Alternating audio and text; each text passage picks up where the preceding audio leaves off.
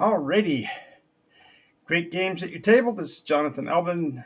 This is Nycos RPG, and this is, of course, Nycos Nightly News. And I'm your host again, Game Master Jay. Today we are going to bringing you two stories of kingdoms of the realm of Nycos. First one will be coming from the as yet not identified or located city of Florin, which is, I will go ahead and move my marker just so you'll know the general area it's in. The city of Florin has not yet been, it has been already identified. There it is. The city of Florin is here. And that's where we're going to be coming from first. And then we're going to be going over to the kingdom of Elsadar, or Eldrasar, the city name here. So we will come back to that in just a moment. But let's head on over to Florin. All right. So within the kingdom of Florin, which is a true monarchy, there have been several very important changes that have occurred in the last month or so, and each of these reports really generally a month apart based on the number of kingdoms that I have to process. So, Queen Consort Clarissa has finally, to the relief of many and the chagrin of some, produced an heir. The son, born late in the evening this last week, has coloration that indicates close relativity, if you will, to his father, and the brilliant green eyes have been attributed, of course, to the queen consort herself. There's little that's actually known of the queen consort. Their relationship has been a whirlwind, shall we say, and they've been together just over the appropriate knightly kingly order requirements of 2 years, and the child seems to be of good health as the mother is seeming to recover quite nicely. So we'll have more information about the princeling once they've created an official celebration of the naming day and all of that. So we will get to that. At the same time, the Jubileethan Caravanserai has been coincidentally, I'm sure it has nothing to do with her rather delicate state, but the Jubileethan Caravanserai has decided to honor Florin with the first cavalcade caravanserai for the year. So there will be more information on that as the date comes closer and these preparations are concluded for the naming day celebration. In a rather sad and unrelated story, the Florin Academy campus was put to torch this week. Several nuisance fires in several different areas of the campus have caused concern, although they are each one relatively insignificant and were easily handled by personnel working in or near them. And nonetheless, the Flavians are considered to be blamed as their activities have rather strenuously increased since the caravanserai came to town. Now, no one's directly declaring that the Jubileethans had anything to do with it, but the mere location of a group that is also rather dynamic, shall we say, in its activities has perhaps given the Flavians the courage to be more active. But there will be, of course, an inquisition made and an inquiry, I should say.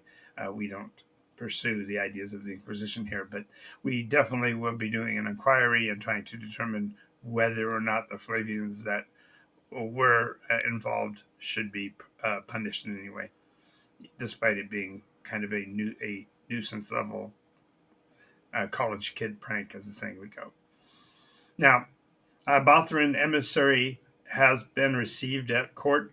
Lord Garrick, a Jackaland from the southern region of Yarlum, who has traveled a southern portion of Groenland, forgive me, has traveled a considerable way and has rather dire predictions concerning something that he claims to be a form of prophecy that he wishes to share, and that will be happening in the next month or so. So watch for that report to come back about what's actually going on there.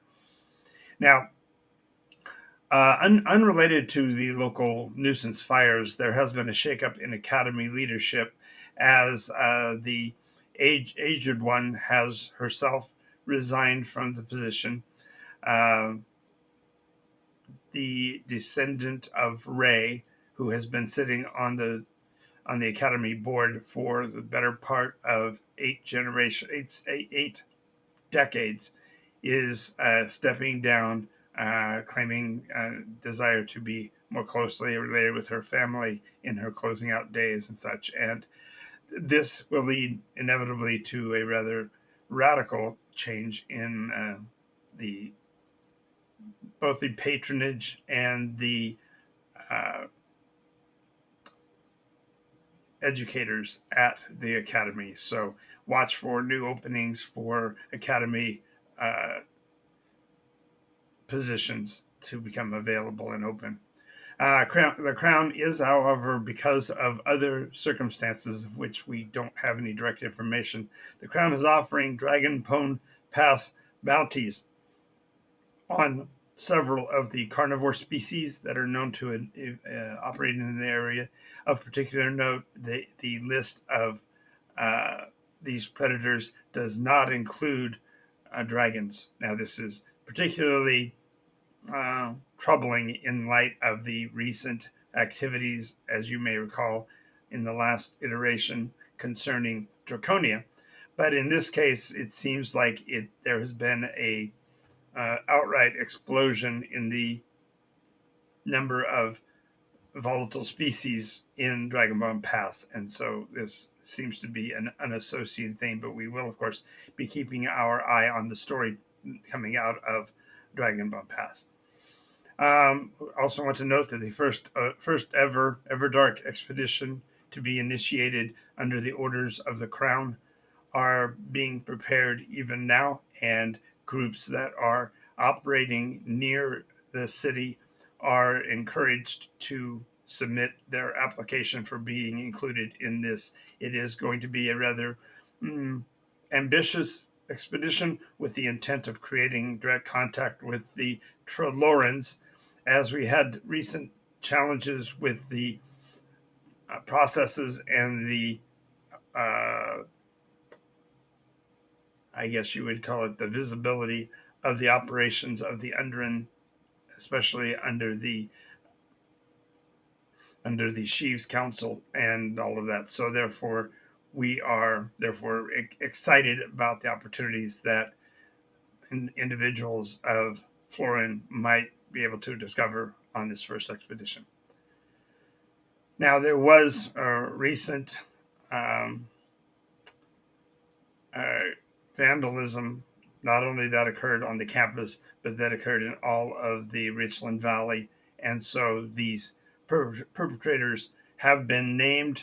The names have been released to the authorities, but have yet to be released to the media. So I will have those theoretically in our next report.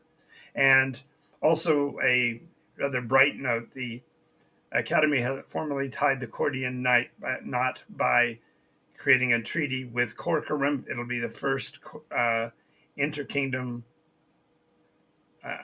accord since the great accords of the last iteration, which were very much ballyhooed by the public and by adventuring groups. But this agreement provides for using legal defense, even if they are from out of nation, which means that the very well-known courtly individuals of Corcoran will be allowed to represent you in any court case within the Kingdom of Florin. Be more information on that in the next section, but before we go on, we need to have a moment, if you will.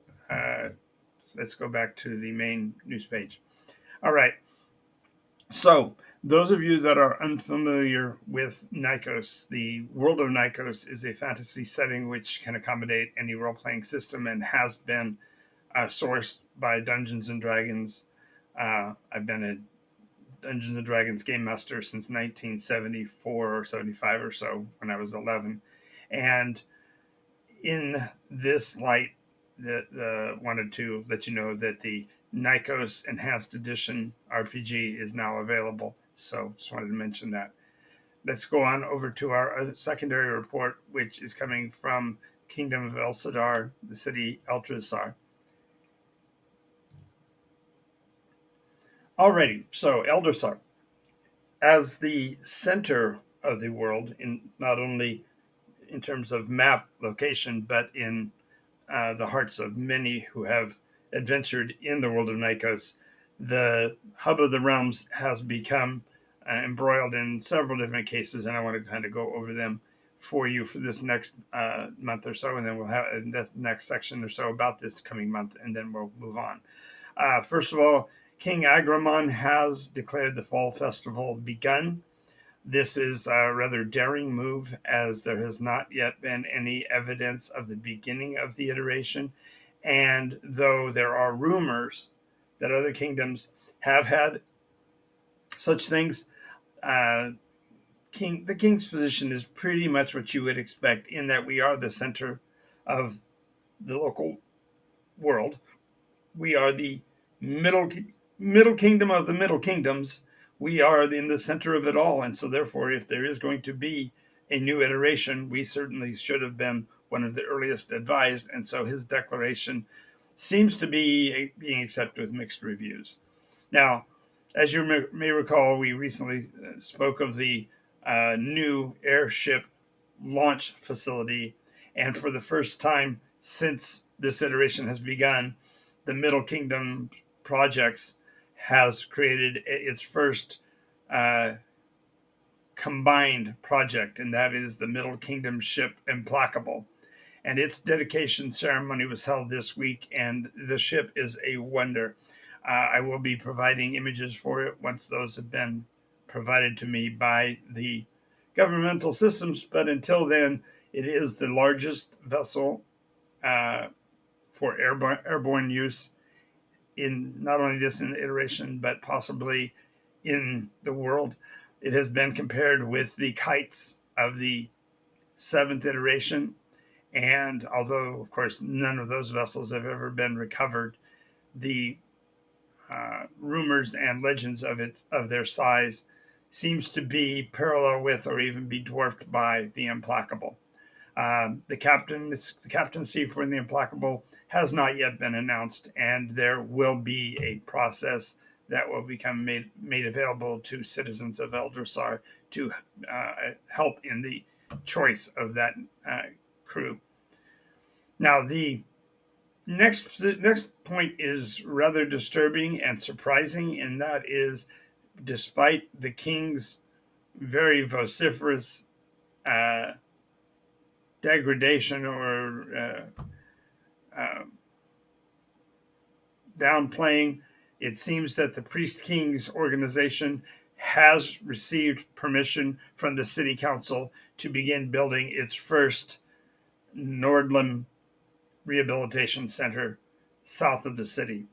And it is in unclaimed territory, and the owners of whatever lands are involved have already signed off and been paid rather well. So it seems like this will be a ongoing challenge within the kingdom.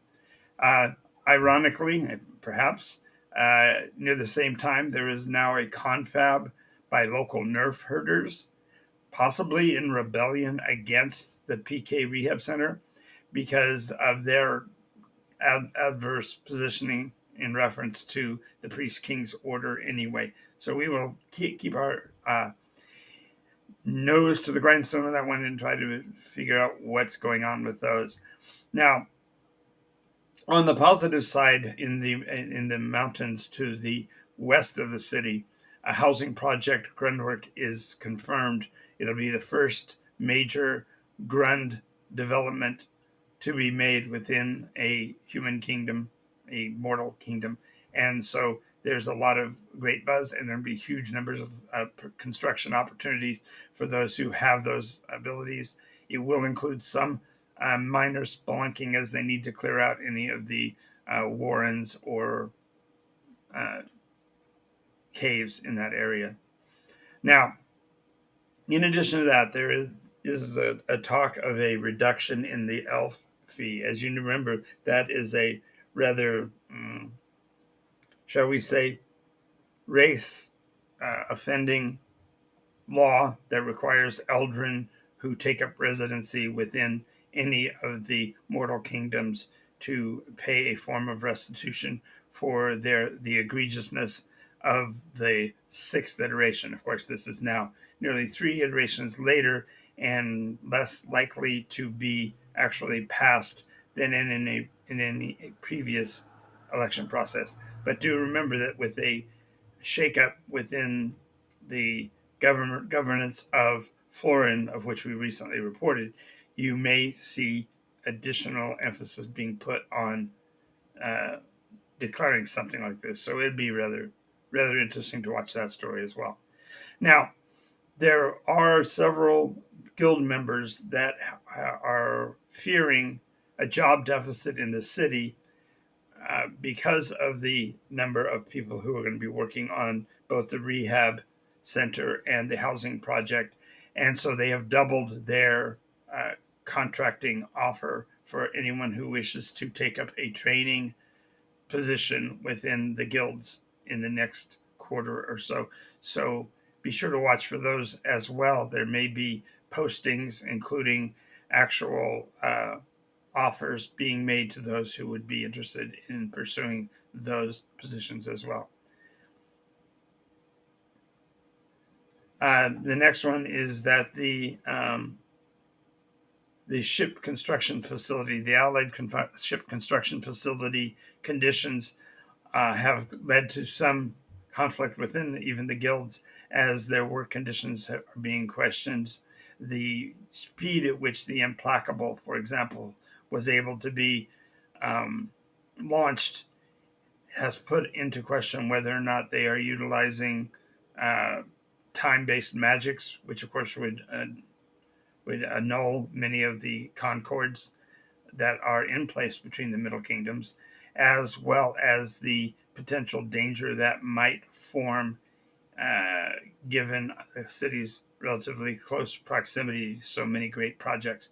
So this is major news, and therefore, if there is proof that the Allied ship confab is actually dangerous, that may lead to new conversations about the viability of it continuing. The this is breaking news, by the way. The basket cases, a relatively new extension of the uh, Gleaners Union, have started to strike the shambles in a rather concentrated operation. And so the city has been put on alert to attempt to detain and question any members of the so-called basket case. I guess you'd call it guild, but it's more along the lines of a gang in their way they're operating. They are operating under the Gleaners banner, though, so there will be more to be found out about that. Well, that will conclude the amount of information that I need to cover for the Nycos Nightly News for today. And be sure to watch for other material that will be coming out. I'm going to be doing some additional broadcasts on other channels in the near future. Just keep your eyes out for that. If you haven't yet followed the show, make sure you do that so you can be advised whenever we do a new episode.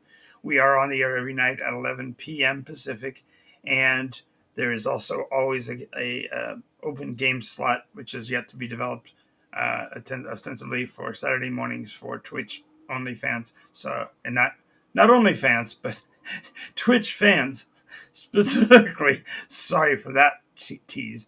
All right, so this is Jonathan Albin. This has been Nycos Nightly News, and I will see you next time.